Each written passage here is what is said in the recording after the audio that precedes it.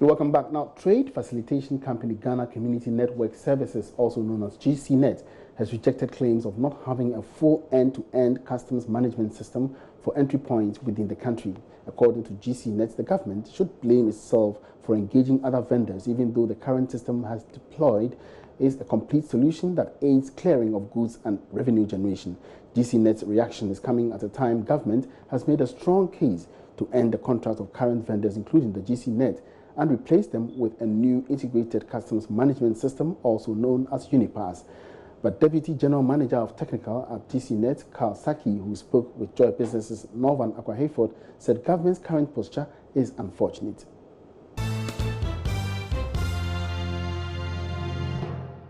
I'll look at it from two perspectives. First is the fact that government owns a stake in GCNet. If you look at government entities for which government has actually, I'm looking at, say, last year, where they considered GCNet to be an SOE, and you want to juxtapose us against the mining companies that government has a stake in, the banks, we're actually number 2. It's only one of the mining companies that comes before GCNet. So from that perspective, you suddenly start questioning, why would you look at a company that you recognize as a high-performing state-owned enterprise, you own 35% of, and you want to take such a decision? That's one. The second thing, the second reason why I personally don't agree with government's decision is that really, there's no technical basis for the arguments that have been made. I mean, we've had many different arguments, and I don't think that the arguments on its own carry any merit, because systems are living beings.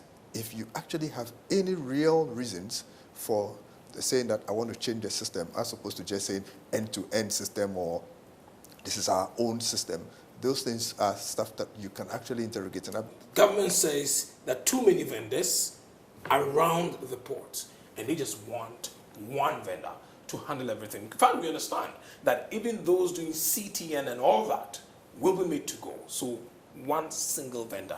Question, is it that you don't have what it takes to do all these jobs at the port? Okay, so, if government says too many vendors, GCNet did not engage the vendors. Government engaged vendors. So clearly, what we're looking at here is that there's an issue of policy coherence. So CTN is a creation of government. I think that government brought them in 2 years ago to come and do something. Government brought another entity in, from Ministry of Finance, to come and do, they call them SML to do something else. It was government that brought West Blue in to replace the destination inspection companies, even though the GCNet contract mandated us to do end-to-end. But then clearly in the space that GCNet was, there were other entities playing. And so if you are looking at end-to-end, you can go back and unravel how those companies were brought into place and decide that, okay, if I want to do end-to-end, this is how I'm going to sort it, rather than say that I'm going to do what they're doing. Because personally, I really don't see that as a fault of GCNet. GCNet in no way, and any time these things have been issued, GCNet actually writes to government to say, look, you are actually in breach of what you're supposed to be doing. You are bringing parties in, even though there are technical solutions, there are systems that perform the functions. Okay, you say that your contract talks about end-to-end. Today, as you said, do you have an end-to-end system if the government said, look, all other vendors leave the port for GCNet alone? Do you have the system? We do.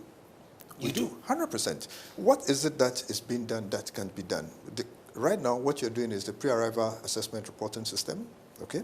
And I'll explain that in detail, which is being done by West Blue. What is CTN doing? We don't have any interface with CTN. They're supposed to be doing some checks on valuation that is done by West Blue or the CTSB. And then you have SML. I don't know the role of SML. So CTN is actually, no, CTN is doing the cargo note. Cargo note, yes. Cargo note. Which is supposed to aid in this one. And then SML is doing some sort of assurance over what West Blue is doing. So if you take West Blue, that's valuation. And GCNet has a full valuation system, which is fully automated. That has been demonstrated to GRA board, is demonstrated to relevant people who are supposed to look at it. There's risk management. It will surprise you that we actually did full risk management training last year. The Commissioner General, after a review from his technical people, they did spend 3 days here, wrote to us that we should deploy it. And then 2 days later on, for whatever reason, okay, which I don't want to go into. He was asked to withdraw that letter from GCNet. He was asked by who? I don't know. So the letter was withdrawn. So we shouldn't go ahead with the deployment. Now, this is a risk management system that actually was supposed to help GRA do their function. So you can't, on that basis, say there's no end-to-end system when you haven't allowed the system. Or you didn't have it initially. I mean, we've always had. You just brought it. No, we've always had. The training just last year. No. You see, the thing is, and that's I like this particular point. We always continue developing our systems, right? We were doing valuation assurance. And then we moved on from that to intelligent valuation system. Valuation assurance, when the DICs were in, West Blue came, we came up with the eValuator, which is supposed to do full automated valuation, because you want to look at core competencies. How do you do the system in such a way that when the person is passing his transaction, this is seamless? If I have all my values correctly, everything stated correctly, the system allows me to go through without any human intervention. It's only when I have values that the system deems to be outside the tolerable range, then it will send you to compliance for someone to do this. So we've been thinking about these things and we're working on it. So you can't say it's a function of the system not being there. Now, what else is end-to-end? Right now, pre-arrival, so your IDF. It's not an IDF.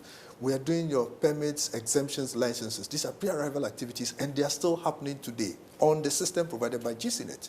So if anybody tells you that we don't have an end-to-end system, I think that we should ask the person what the person understands.